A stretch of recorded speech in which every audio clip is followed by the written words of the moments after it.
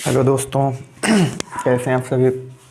तो आज हम बात करते हैं क्वेश्चन नंबर 10 पे, ठीक है ना। क्योंकि हम इससे पहले जो है क्वेश्चन नंबर 9 तक, इससे पहले वाली वीडियो में हम उसको हल कर चुके हैं, ठीक है ना। तो आज हम बात करते हैं क्वेश्चन नंबर 10 पे। ठीक, मैं आपको फिर से याद दिलाना चाहता हूँ कि इस समय जिस सीरीज को हम चालू किए हैं वो आपकी क्या है, लूसेंट पब्लिकेशन की बुक है ना। उसको हम क्या कर रहे हैं, उसके हम अभ्यास वाइज प्रश्नों को क्या कर रहे हैं, हम हल कर रहे हैं, ठीक है ना। 1 बाय 1 हम सारे प्रश्नों को आपको क्या करने वाले, बताने वाले हैं, ठीक है ना। बस आप मेरे साथ बने रहिए, ठीक है। ठीक, तो इस समय यानी ये शुरुआती प्रश्न है, ठीक है ना। वो नहीं कि हम प्रश्न हल कर रहे हो, ये आपके शुरुआती प्रश्न है, ठीक है ना। आप सोच रहे होंगे कि ये तो सारे प्रश्न आसान है, मेरे से बन जाएंगे, ठीक है ना। ठीक है, कहीं मैं आपको बता दूँ आसान तो है, ठीक है ना। लेकिन अगर आप इनकी प्रैक्टिस भी नहीं करोगे, ठीक है ना, आप इन प्रश्नों की अगर प्रैक्टिस नहीं करोगे तो आप क्या है, धीरे धीरे आपके दिमागों से वो चीज़ें हटने लगते हैं, ठीक है ना। इसलिए मैं आपको एक सुझाव दूंगा कि सवालों को आप क्या करते रहिए, प्रैक्टिस करते रहिए, अभ्यास में इसको लाते रहिए, ठीक है ना। क्योंकि वो हमें फिर चीज़ें बनी रहेंगी आपके दिमाग में, ठीक है ना। अन्यथा फिर आप जान सकते हो खुद ही। ठीक, तो क्वेश्चन नंबर 10 है, कहता है 31 है ना, 31,786 31,786 में 7 के स्थानीय व जातीय मान में क्या अंतर है। ठीक है, इसके स्थानीय व जातीय मान में क्या अंतर है, ठीक है ना। तो देखो 7 का स्थानीय मान क्या होगा, 700 होगा, ठीक है ना। इकाई दहाई 700 हो जाएगा, ठीक है। और 7 का जातीय मान क्या होगा, 7 होगा, सबको पता है, ठीक है ना। जातीय मान जो होता है वही होता है, ठीक है ना। वो संख्या स्वयं ही होती है जातीय मान, ठीक है। तो डिफरेंस देखो, इसीलिए अंतर बराबर 700 - 7, तो कितना हो जाएगा, 693 हो जाएगा, ठीक है ना। तो ये इसका क्या है, सही आंसर है, ठीक है। 11 देखो, क्वेश्चन नंबर 11। ठीक, मैं आपको फिर से बता दूं, मैं सारे सवालों को बताने वाला हूँ, ठीक है ना। चाहे वो आसान हो, चाहे वो टफ हो, कोई भी सवाल, सारे सवाल एक तरफ से बताएंगे, ठीक है ना। कहता है निम्न में से कौन सी आवर्त संख्या है, निम्न में से कौन सी आवर्त संख्या है, ठीक है ना। देखो 7/12 पहला विकल्प है, इसको विकल्प से ही हल करना पड़ेगा, ठीक है ना। चेक करना पड़ेगा कौन सी आवर्त है, ठीक है। अभी हम आपको एक तरीका बताएंगे, उससे हम तुरंत आप जान जाओगे कि ये संख्या जो है आवर्त है या फिर आवर्त नहीं है, ठीक है ना। अब इसको तुरंत जान जाओगे, ठीक। बस इस कॉन्सेप्ट को समझो पहले इसको। तो ये हमारे पास है 9/125, सी है 21/5 और डी है 24 सही 3/8, ये चीज़। ठीक, देखो मैं आपको ध्यान से सुनिए जिस चीज़ को मैं बताने वाला हूँ, ठीक है ना। आपको ध्यान रखना है कि यदि हर ये आपका अंश है, ये आपका क्या है, हर है, ठीक है ना। यदि हर कहीं पर भी केवल 2 हो, ठीक है ना, हर में कहीं पर भी आपको केवल क्या दिखाई दे, 2 दिखाई दे, या फिर आपको क्या दिखाई दे, 5 दिखाई दे, ठीक है ना, या फिर 2 व 5 दोनों दिखाई दे, ठीक है। क्या बोला हमने, हर में केवल या तो क्या हो, 2 हो, हर में केवल या फिर क्या हो, केवल 5 हो, या फिर 2 व 5 क्या हो, दोनों हो, ठीक है ना। तो उसका जो दशमलव प्रसार होता है वो हमेशा क्या होता है, शांत होता है, ठीक है ना। वो रुक जाएगा, वो आवर्त नहीं होगा, ठीक है ना। कहने का मतलब उसका दशमलव प्रसार शांत होगा। सबसे पहले ये चीज़ आपको पता होनी चाहिए, ठीक है। हर में केवल 2 आता है, 5 आता है, 2 व 5 दोनों आता है, तो उसका दशमलव प्रसार क्या होता है, शांत होता है, ठीक है। जैसे हम इसको एक सिंपल फॉर्म में लिख सकते हैं, तो यदि 2 की पावर n × 5 की पावर n, यदि हर 2 की power m × 5 to the power n के रूप का हो, तो उस संख्या का दशमलव प्रसार क्या होता है, शांत होता है, ठीक है ना। अब आपको समझ में आ गया होगा, ठीक है। जहां पर यम और यन जो होते हैं आपके क्या होते हैं, ऋणात्तर पूर्णांक होते हैं, ठीक। या फिर इसको बोले तो कोई ना कोई आपकी क्या होती है, पूर्ण संख्या होती है, ठीक है ना। क्या होती है, आपकी पूर्ण संख्या होती है यम और यन। जैसे अब यहाँ पर देखो, यहाँ पर इसके गुणनखंड हम पहले 12 देखो, यहाँ पर चलिए हम पहले 25 100 यानी कि हर यहाँ पर 125 है, 125 के गुणनखंड निकालते हैं, ठीक है ना। देखो 5 दूनी 10, ये कितना हो जाएगा, 5 × 5 = 25 हो जाएगा, 5 × 5 = 25 और 5 करना कितना हो जाएगा, 5। तो 5 × 5 गुणा कितना हो जाएगा, 5 हो जाएगा, ठीक है ना। तो इसको हम लिख सकते हैं 5 की पावर क्या लिख सकते हैं, 3। तो देखो 5 टू द पावर n, जहाँ यम और यन जो आपकी क्या है, ऋणात्तर पूर्णांक है, तो 3 आपका क्या है, ऋणात्तर पूर्णांक का मतलब आपके क्या है, पूर्ण संख्या है, ठीक है ना। अब यहाँ पर इस रूप का हमें तो बनाना है, तो इसको हम ऐसे बना सकते हैं ना। अब बताओ ये 2 की power m × 5 to the power n के रूप का हो गया है, नहीं, बताओ। कहने का मतलब यहाँ पर ये जो है इसको हमने अपने आप से लिख दिया, क्योंकि इसका मान किसी की पावर 0 जो होती है उसका मान क्या होता है, 1 होता है, ठीक है ना। बस हमने आपको दिखाने के लिए कि हाँ ये इस फॉर्म का है, इसको हमने इस तरीके से लिखा है, ठीक है ना। चूंकि यहाँ पर ऑलरेडी कोई अगर केवल 5 है तो उसके अगर ऑलरेडी केवल अगर इसमें केवल 5 ही 5 है, 2 नहीं है तो 2 है ऑलरेडी उसमें, ठीक है ना। इस तरीके से आप इसको क्या कर सकते हो, बना सकते हो, ठीक है ना, ये चीज़। तो अब उम्मीद करते हैं आपको समझ में आ गया होगा, ठीक है। तो इस तरीके से तो यहाँ पर देखिए केवल इसके हर में केवल क्या आ रहा है, यहाँ पर 5 5 आ रहा है, ठीक है ना, केवल क्या है 5 है, ठीक है। अब यहाँ पर देखो, यहाँ पर भी देखो केवल क्या है 5 है, यहाँ पर भी केवल क्या है 5 है, ठीक है ना। तो यहाँ पर भी केवल 5 है, यहाँ पर कितना है 100 कितना है 25 है। यहाँ पर देखो, अरे इसको इसके साथ क्या करोगे, गुणा कराओगे, इसमें 3 8 करोगे, बटे 8 लिखोगे, ठीक है ना। ओवरऑल नीचे 8 ही तो होगा, नीचे 8 होगा। तो 8 के गुणनखंड देखो क्या होगा, 2 गुणे 2 गुणा कितना होगा 2 होगा, ठीक ना। तो केवल क्या आ रहा है 2 की पावर कितनी, मतलब जो है वो केवल क्या आ रहा है 2 ही आ रहा है, ठीक है ना। यानी कि 2 3 बार रिपीट हो रहा है, ठीक है ना, केवल 2 ही आ रहा है, ठीक। 2 आए या फिर 5 आए या फिर 2 व 5 दोनों आए, ठीक है ना, तब उस संख्या का दशमलव प्रसार क्या होता है, शांत होता है, ठीक। आपको चेक करके दिखा देगा शांत होगा। जैसे हमने ले लिया 21/5, इसको आप भाग दो, 5 चौक कितना हो जाएगा 20 हो जाएगा, ठीक है ना, 20 और 1 बचेगा, और फिर यहाँ पर 5 दूनी कितना हो जाएगा, कितना हो जाएगा 10 हो जाएगा, ठीक है ना। 5 का नाम कितना, 5 चौक कितना हो गया 20 हो गया, और 1 आ गया यहाँ पर कितना हो गया 10, तो 5 दूनी कितना हो गया 10 हो गया, ठीक है ना। अब देखो ये कट गया, इसका दशमलव के बाद देखिए रुक गया, ठीक है ना, जाकर के शांत हो गया, ठीक है। तो आप कहीं पर भी आप आपको देख करके बता देना है कि उसका जो दशमलव प्रसार है वो क्या है, शांत है, ठीक है ना। हर में 5 हो, 2 हो या फिर 2 व 5 दोनों हो, तो उसको आपको देख करके बता देना है कि उस संख्या का जो दशमलव प्रसार है वो आपका क्या है, शांत है, ठीक है ना। अब यहाँ पर देखिए इसमें 3 तो पता चल गया कि इसका दशमलव प्रसार क्या है, शांत है, क्योंकि ये 2 की घात n इंटू 5 की घात n के रूप का है, ठीक है। अब इसका देखो यहाँ पर 12 है, तो ये कितना हो जाएगा 2 छंग 12, 2 3 6, 3 का नाम 3, तो 2 गुणे 2 गुणा कितना है 3, 2 की पावर 2 गुणा कितना हो जाएगा 3 हो जाएगा, ठीक है ना। तो यहाँ पर देखो 2 के अलावा कोई और नंबर क्या आ रहा है, 3 आ रहा है, ठीक है ना। हमने क्या बोला, हर में केवल 2 हो, 5 हो या फिर 2 व 5 दोनों हो, तब उस संख्या का दशमलव प्रसार शांत होगा, ठीक है। 2 या 5 या फिर 2 व 5 के अलावा अगर कोई और नंबर आ जाता है, ठीक है ना, तो उस संख्या का दशमलव प्रसार शांत नहीं होगा, ठीक है।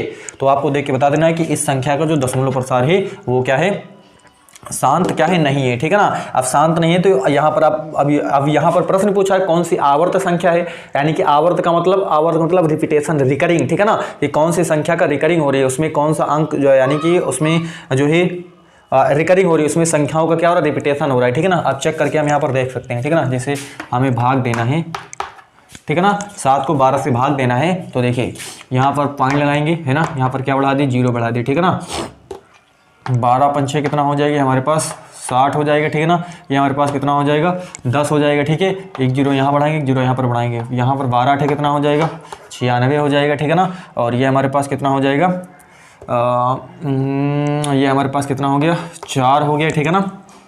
अब क्या करेंगे 0 यहाँ बढ़ाएंगे, 1 0 यहाँ बढ़ाएंगे, फिर ये कितना हो जाएगा 12 3 कितना हो जाएगा 36 हो जाएगा, ठीक है ना। फिर हमारे पास ये कितना बचेगा 4 बचेगा, 0 लिखेंगे, यहाँ पर भी 0, 12 3 कितना हो जाएगा 36, फिर कितना हो जाएगा 4 हो जाएगा, 0 बढ़ाएंगे, फिर 0 12 3 कितना हो जाएगा 36, ठीक है ना। तो इस तरीके से अब देखिए यहाँ पर 3 का रिपीटेशन बार बार हो रहा है, ठीक है ना। तो यही हमसे पूछना चाह रहा था कि किस संख्या का आवर्त हो रहा है, यहाँ पर आवर्त संख्या कौन सी, ठीक है। तो ये वाली जो संख्या है वो आपके क्या है, आवर्त संख्या है, ठीक, यहाँ से आप देख सकते हो, ठीक है ना।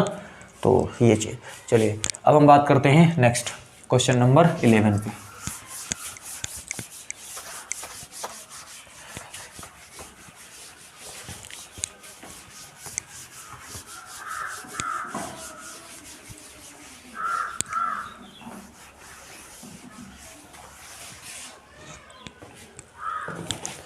है 11 हो गया। क्वेश्चन नंबर 12 कहता है निम्न संख्याओं में से कौन सी आवर्त संख्या नहीं है, ठीक है ना, उसको भी देखना पड़ेगा, ठीक है ना। पहला है 11/9 और दूसरा है 16/3 और तीसरा है 13/6 और चौथा है 15 कितना है 8 है, ठीक है ना। देखो कौन सी संख्या आवर्त नहीं है, ठीक है ना। तो आवर्त नहीं का मतलब अगर दशमलव प्रसार शांत हो जाए, आपको चेक कर लेना इसमें, जिसका दशमलव प्रसार शांत हो जाएगा उसका आवर्त नहीं होगा, अरे वो रुक ही जाएगा तो उसका आवर्त क्या होगा, ठीक है ना। तो यहाँ पर आप चेक कर लो, ठीक है ना। यहाँ पर देखिए 3 × 3, यहाँ पर हर आपको चेक लो 3 × 3 यानी कि 2 व 5 के अलावा नंबर है, ठीक है ना। यहाँ पर 3 है, ठीक है। तो इसका दशमलव प्रसार यहाँ तो शांत तो होगा नहीं, सबसे पहले आपको पता चल गया होगा, ठीक है ना। ठीक, ये आपको यही देखना है ये चीज़, ठीक है ना। यहाँ पर भी 3 है तो इसका भी नहीं होगा, इसका भी 2 3 6 अर्थात 2 के अलावा 3 भी आ रहा है, ठीक है ना, इसका भी नहीं होगा, ठीक है। तो ये जो नंबर है वो आपका क्या सही है, क्योंकि यहाँ पर देखो 2 × 2 × 2 केवल 2 ही आ रहा है, ठीक है ना। तो इसका दशमलव प्रसार क्या होगा, शांत हो जाएगा, ठीक है ना, और मतलब आवर्त संख्या नहीं होगी, ठीक है ना। इसमें क्या होगा, रुक ही जाएगा जाकर के, आपको दिखा देते हैं, इसका आवर्त नहीं होगा, ठीक है ना। और बाकी जो भी नंबर है उसका आपको आवर्त दिखाई देगा, ठीक है ना। अभी हम आपको दिखा भी देते हैं, ठीक है ना। जैसे 8 से हमसे इसको क्या देना, भाग देना है, ठीक है ना। तो 8 का नंबर कितना हो जाएगा, ये हमारे पास कितना हो जाएगा, 8 हो जाएगा, ठीक है ना। और कितना हो जाएगा हमारे पास, ये कितना हो जाएगा हमारे पास, 7 हो जाएगा, ठीक है ना। फिर क्या करेंगे हम, यहाँ पर 0 बढ़ाएंगे, ठीक है ना। और यहाँ पर भी हम क्या बढ़ा देंगे, 0 बढ़ा देंगे, ठीक है ना। अभी कितना हो गया, 70 हो गया, 8 28 64 है ना। तो ये हमारे पास कितना हो जाएगा, 64 हो गया, ठीक है ना। तो ये हमारे पास कितना हो जाएगा, 4 का कितना हो जाएगा, 6 हो जाएगा, ठीक है ना। तो हमारे पास कितना बचा, 6 बचा, ठीक है ना। अब यहाँ पर देखिए क्या हो जाएगा, 1 0 क्या करेंगे, यहाँ पर बढ़ाएंगे, 1 0 यहाँ पर बढ़ाएंगे, ठीक है ना। 8 7 कितना हो जाएगा, 56 हो जाएगा, ठीक है, 8 7 56 हो जाएगा। और यहाँ पर कितना बचेगा हमारे पास, तो ये हो जाएगा हमारे पास 4 हो जाएगा, ये 0 हो जाएगा, और 0 बढ़ाएंगे यहाँ पर, और यहाँ पर भी 0 बढ़ा देंगे, ठीक है ना। तो 8 पंचे कितना हो जाएगा हमारे पास, 40 हो जाएगा, ठीक है ना। तो देखिए यहाँ पर जाकर के क्या हो गया, रुक गया, ठीक है ना। तो इस संख्या का क्या होगा, ये आवर्त संख्या नहीं है, ठीक है ना। रुकी गया तो आवर्त संख्या क्या है, ठीक है। तो ये आपका क्या है, सही है, सॉरी, ठीक है ना। बाकी और आपको दिखाते हैं कि यहाँ पर आपको रिकरिंग दिखाई देगा, ठीक है ना। देखो कैसे, यहाँ पर आप यदि ले लो, चलिए हम 16 ले लेते हैं, 16 है ना, ये 16/3 हम ले लेते हैं, ठीक है ना। 6 से 16/3 अर्थात 3 से इसको क्या देते हैं, भाग देते हैं, ठीक है ना।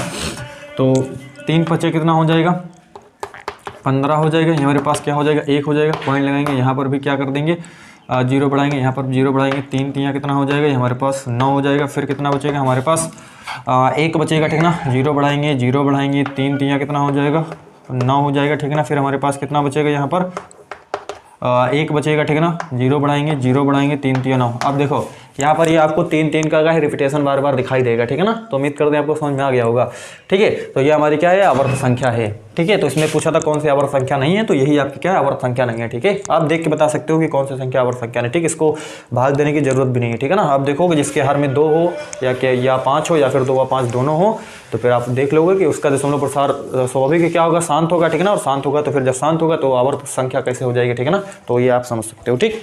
चलिए नेक्स्ट क्वेश्चन है, 12 हो गया। नेक्स्ट क्वेश्चन है 13।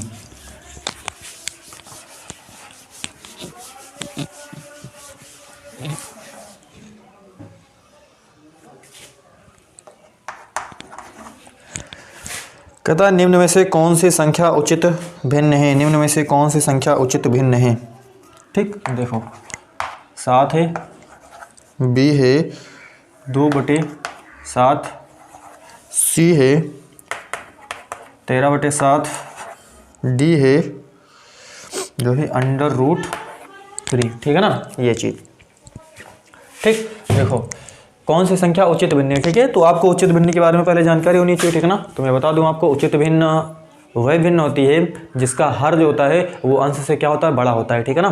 क्या बोला हमने, वह भिन्न जिसका हर अंश से बड़ा हो वो भिन्न हमारी उचित भिन्न कहलाती है, ठीक है ना। नेक्स्ट भिन्न आती है हमारी अनुचित भिन्न। तो अनुचित भिन्न क्या होती है, वह भिन्न जिसका अंश हर से बड़ा हो वो भिन्न हमारी अनुचित भिन्न कहलाती है, ठीक है ना। क्या बोला हमने, उचित भिन्न अगर बोलेंगे तो वह भिन्न जिसका हर अंश से क्या हो, बड़ा हो, वो भिन्न हमारी उचित भिन्न कहलाती है। और अनुचित भिन्न वह भिन्न होती है जिसका अंश हर से बड़ा हो या फिर क्या हो, बराबर हो, ठीक है ना। ये भी आप लगा सकते हो, ठीक है ना, या फिर क्या हो, बराबर हो, ठीक है।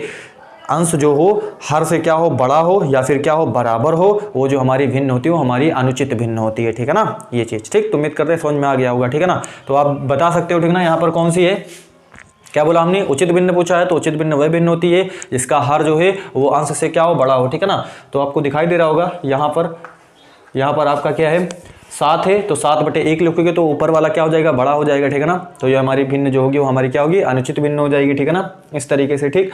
2/7, हाँ 2/7 देखिए हर आपका क्या है, बड़ा है, हर आपका बड़ा है किससे, अंश से, ठीक है ना। तो ये हमारी क्या होगी, एक उचित भिन्न हो जाएगी, ठीक है ना। ये भिन्न देखो, ये भिन्न हमारी जो होगी वो क्या होगी, 13 कितना है, 7 है। तो 13/7 क्या है, ये हमारी एक प्रकार की क्या है, अनुचित भिन्न है, ठीक है ना। क्योंकि यहाँ पर अंश क्या है, बड़ा है किससे, हर से। तो जब अंश बड़ा हो हर से तो वो भिन्न हमारी अनुचित भिन्न होती है, ठीक है ना। और जब हर बड़ा हो अंश से तो वो भिन्न हमारी उचित भिन्न होती है, ठीक है। तो समझ में आ गया होगा आपको, ठीक। अगला देखिए क्वेश्चन नंबर 14।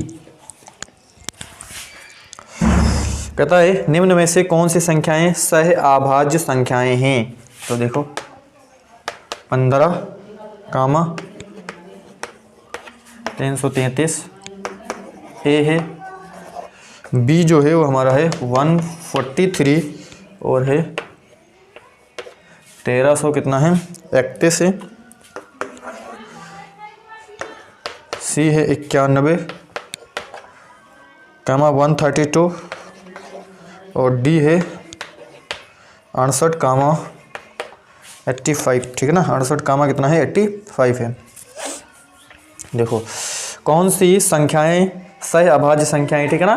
तो सह अभाज्य संख्याओं का हमने आपको, अगर आपने मेरी पहली वीडियो नहीं देखी है, ठीक है ना, संख्याओं के बारे में हमने जब आपको संख्याओं की जानकारी दी थी, ठीक है ना, वहाँ पर हमने आपको बहुत सारी संख्याएं आपको हमने क्या करी थी बताई थी, ठीक है ना। वो आपके प्राकृतिक संख्याएं क्या होती हैं, पूर्ण संख्याएं क्या होती हैं, पूर्णांक क्या होती हैं, ठीक है ना, परमीय क्या होती हैं, अपरमीय क्या होती हैं, वास्तविक संख्याएं क्या होती हैं, ठीक है ना, और सम संख्याएं क्या होती हैं, विषम संख्याएं क्या होती हैं, जो है आपकी भाज्य संख्याएं क्या होती हैं, अभाज्य संख्याएं क्या होती हैं, ठीक है ना। हमने आपको सारी संख्याओं के बारे में क्या करा, बहुत ही डीप बताया, ठीक है ना। अगर आप उसको नहीं देखते हो तो फिर प्रश्न को नहीं बना पाओगे, ठीक है ना। और हमने भिन्नों के बारे में भी हमने बहुत आपको ब्रॉड नॉलेज दिया है, ठीक है ना। भिन्न क्या होती है, भिन्न का मतलब क्या होता है, ठीक है ना, सारी चीज़ें हमने आपको बताई हुई हैं, ठीक है ना। तो अगर आपने उस वीडियो को देखा होगा तो आप इसको देख करके क्या कर सकते हो, बता सकते हो कि कौन सी जो संख्याओं का जो पेयर है यहाँ पर क्या है, सह अभाज्य है, ठीक है ना।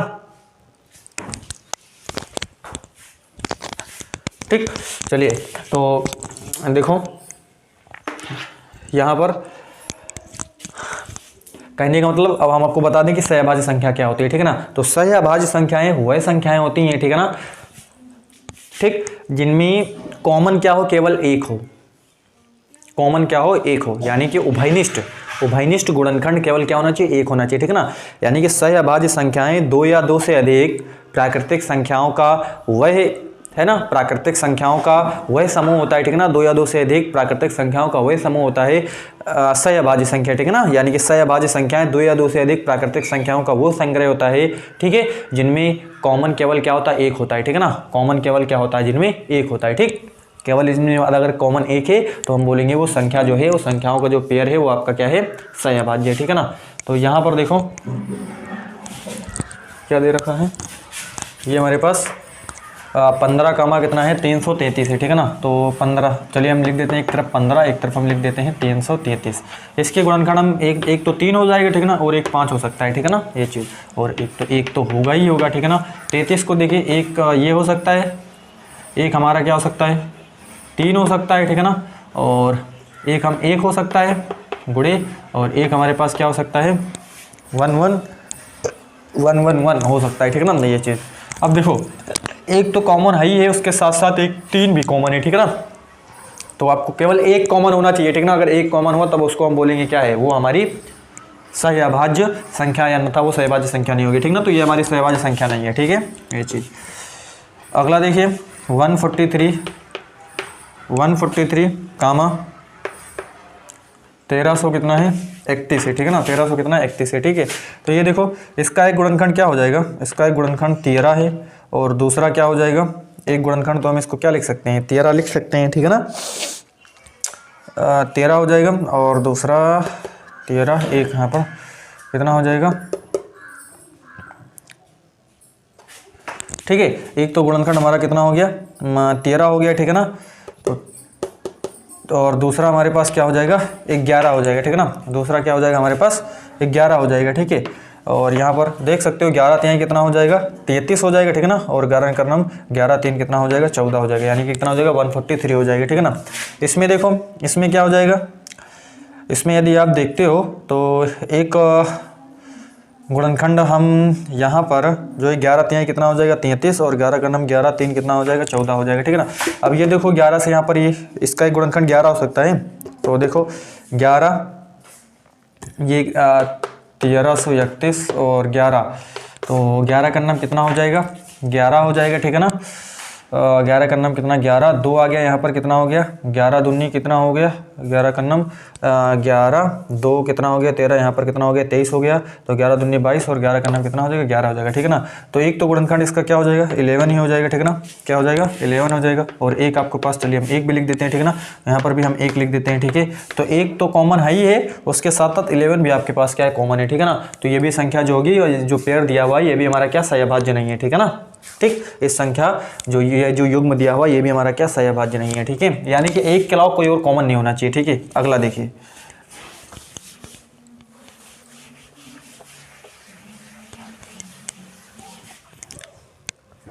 नेक्स्ट है हमारा 91 है ना। चलिए 91 है, और दूसरा जो है 130 कितना है 2 है, ठीक है ना। 91 का देखो, एक 13 हो जाएगा और एक क्या हो जाएगा हमारे पास 7 हो जाएगा, ठीक है ना। एक और एक हो जाएगा, ठीक है ना। इसको हम ऐसे लिख सकते हैं, ठीक। यहाँ पर देखो 132 में हम, चलिए इसको हम कर लेते हैं, ठीक है ना। 2 छंग कितना हो जाएगा 12, और 2 छंग कितना हो जाएगा 12, ठीक है ना। 2 छंग कितना हो गया 12 और 2 छंग 12, 2 तिहाई 6, 2 तिहाई 6 और 3 का नाम 3, 3 का नाम 3, और ये कितना हो जाएगा 11 हो जाएगा, ठीक है ना। ये चीज़ यानी कि अब यहाँ पर देखो इसमें देखो क्या चीज़ कॉमन है इस वाले गुणनखंड में, और इसमें एक तो है ही है, ठीक है ना। एक तो हम लिख ही सकते हैं, ठीक है ना। एक तो है ही है, ठीक है।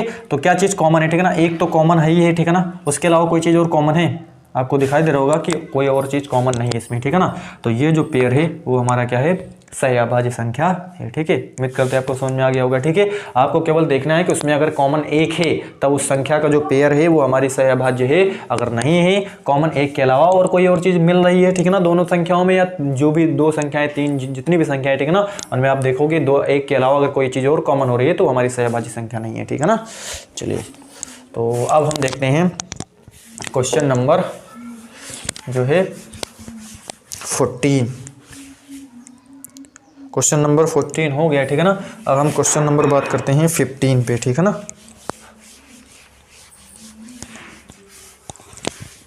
ये हमारा जो क्वेश्चन नंबर था ये हमारा क्या था 14 नंबर ही था, ठीक है ना।